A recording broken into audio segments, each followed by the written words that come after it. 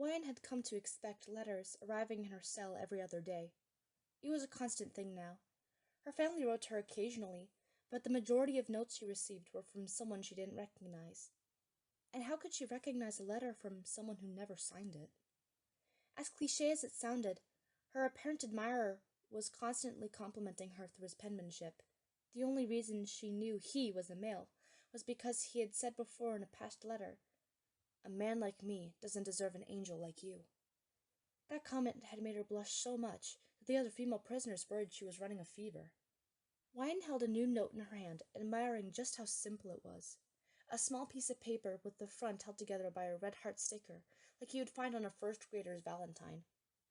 Inside was some messy yet intelligible handwriting that looked like an attempt at fancy calligraphy. Wyan, a dove like you should be away and free from us ravens and crows. But of course this jailbird fell in love with you, and can only dream of making you his own. After what I have done with my life, how could I deserve to even be close to you, much less your lover? Nevertheless, like Romeo, I will continue to love you, my Juliet, even if it kills me. Wyan blushed and walked out of her cell, and made it to the yard where a majority of people were gathered. Like usual, they were either playing basketball, lifting weights, or taking a small nap in the sunlight. It was a gorgeous day outside, and sleep sounded very appealing, but Wyan had something to do first. "Hey, guys!"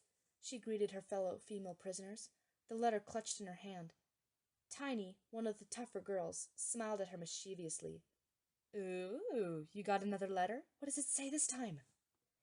Some of the other girls crowded around her to hear the reply as it was read out. They were all romantics in some kind of way, and a secret admirer story unfolding right in front of them was certainly exciting. "Well, he told me that I don't belong in a place like this. He even called me his Juliet." Some of the ladies let out an "Aw," and Tiny wrapped her arm around Wyan's shoulders. "Man, he really seems to have a thing for you, huh? Who do you think it is?" "I don't know.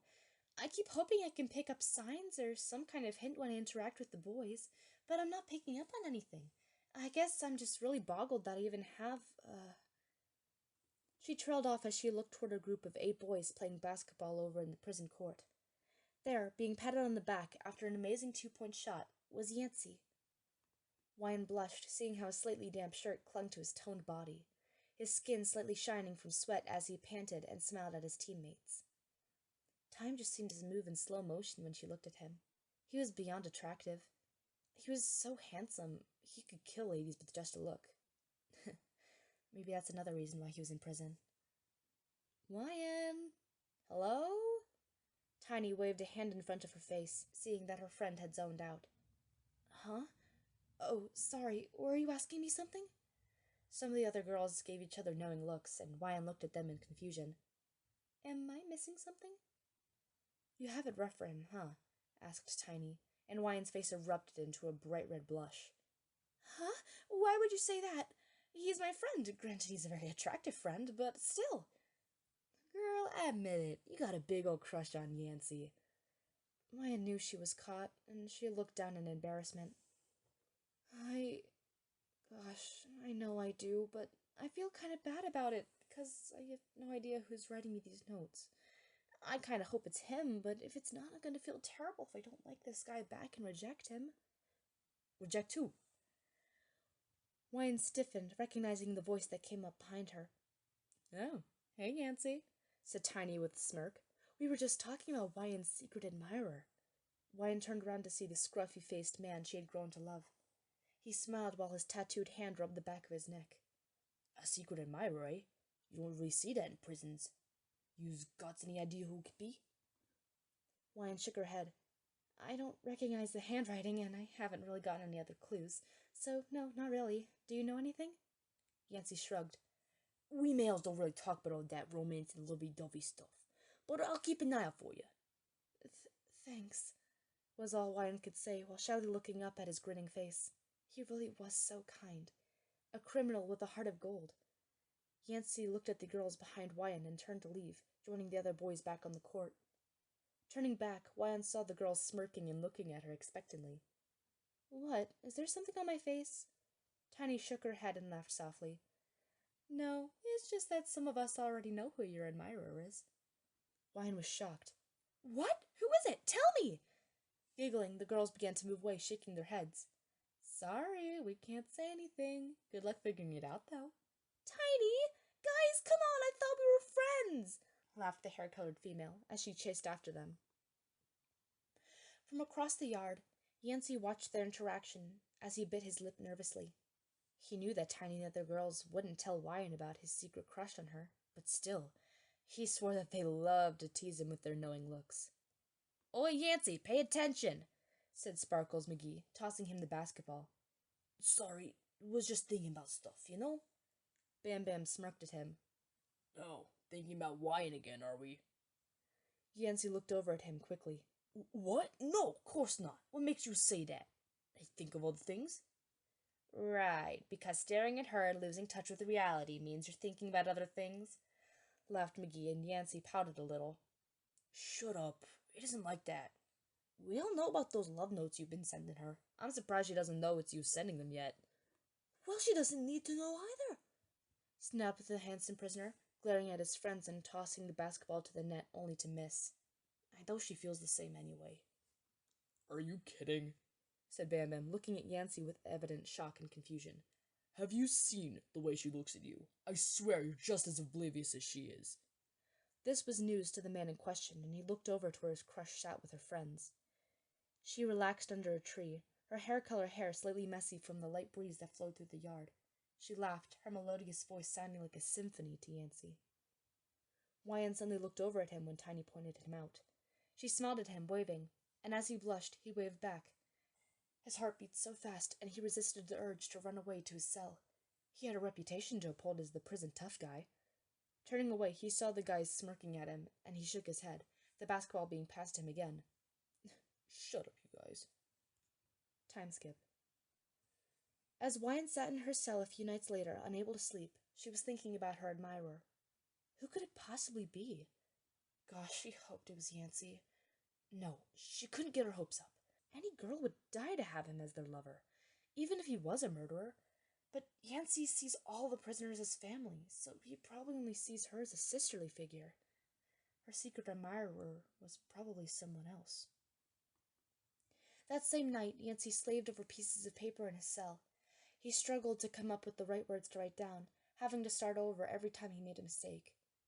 You're my own personal angel. No, I've used something like that already. You're so beautiful. Nah, gosh, I've used up everything. His eyelids were drooping, exhaustion washing over his body. Yancy wanted to give Wyan another letter, but he was too tired to write. No, well, maybe I'll finish it tomorrow, he thought as he drifted off to sleep, surrounded by his crumpled papers. Time skip. Have you guys seen Yancy? Asked Wyan the next morning. He hadn't shown up for breakfast, which was very unlike him. Both girls and boys alike shook their heads, but then one voice piped up. I passed his cell on the way to breakfast, said Sparkles McGee. He was fast asleep. I think he was writing a new song or something last night and zonked out in the middle of it. Why don't you go wake him up, Wyan? Suggested Tiny, and Wyan nodded. Sure, I'll be back.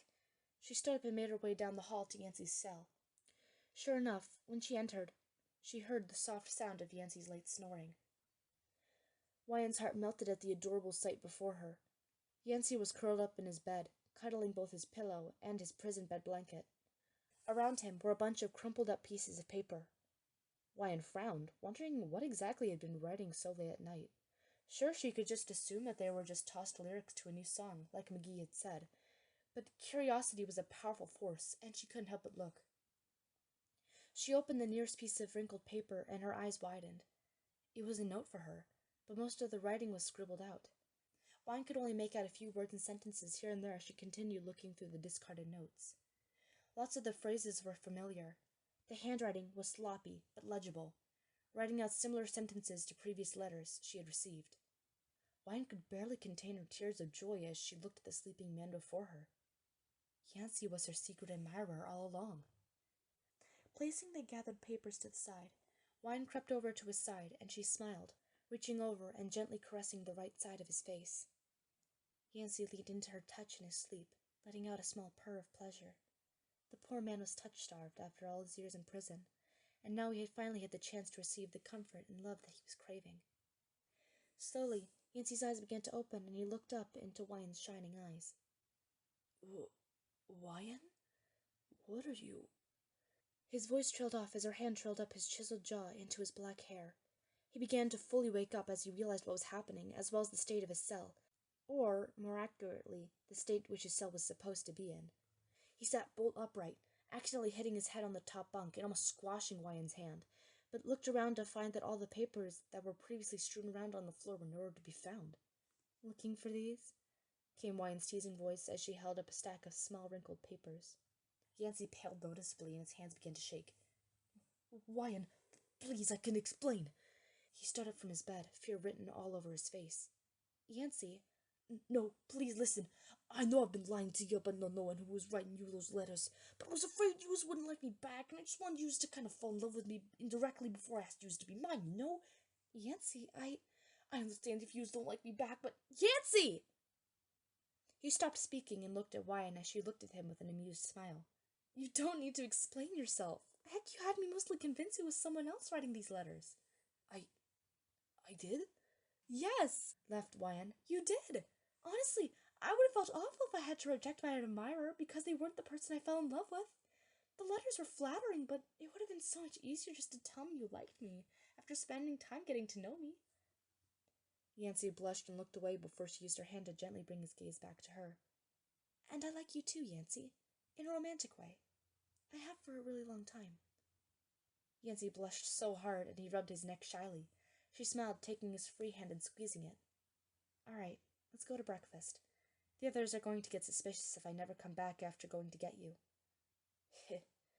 I guess so, since they already knew about my little crush on yous." Even though they both knew that they should leave, neither of them really wanted to.